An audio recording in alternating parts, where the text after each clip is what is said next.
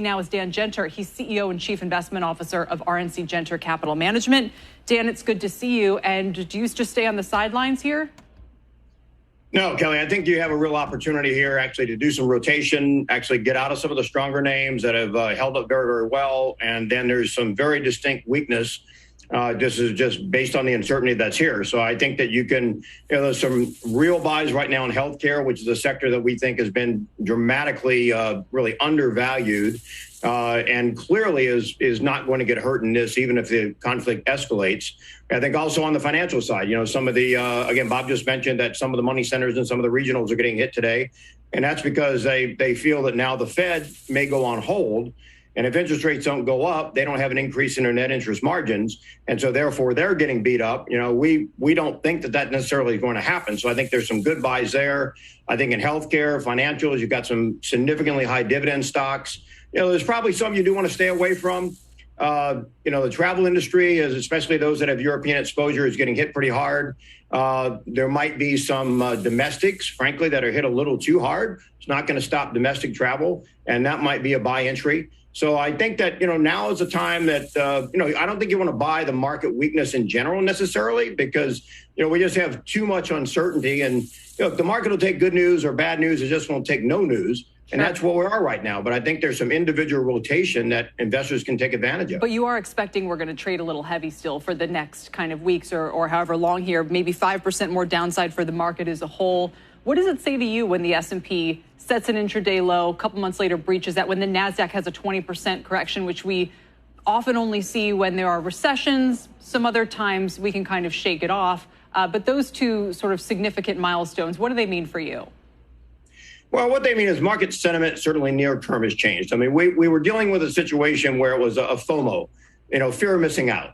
And now we're definitely going to a full buy, if you will, which is fear of being in. So everyone's concerned, as I mentioned a few moments ago, the market will digest good news. It'll digest bad news. It just doesn't like no news. And that's where we are. No one really knows where this is going to go.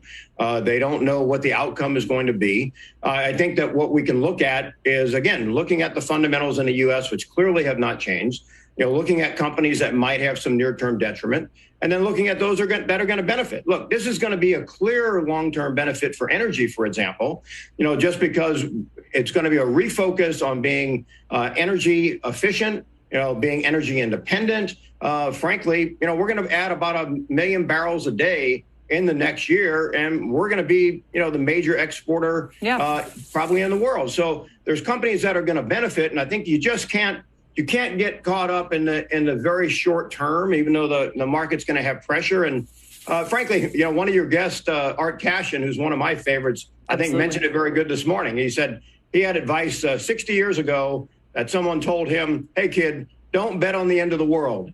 It only happens once, and the odds are way against you.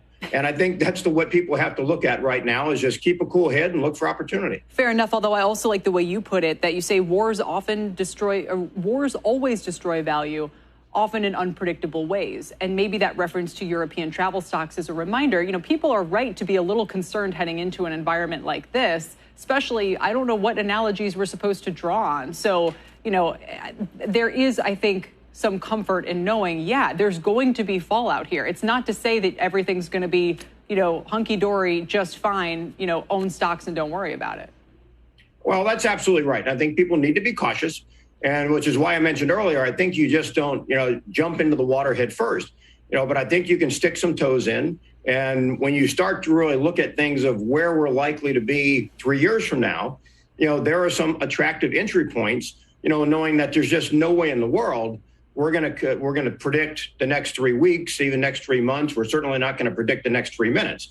So people have to be cautious. And I think if you have extended your risk trade, you need to take some of that off the table and go to some things that are going to carry you through this, maybe higher dividends, stronger earnings, ones that are clearly not going to be affected long term.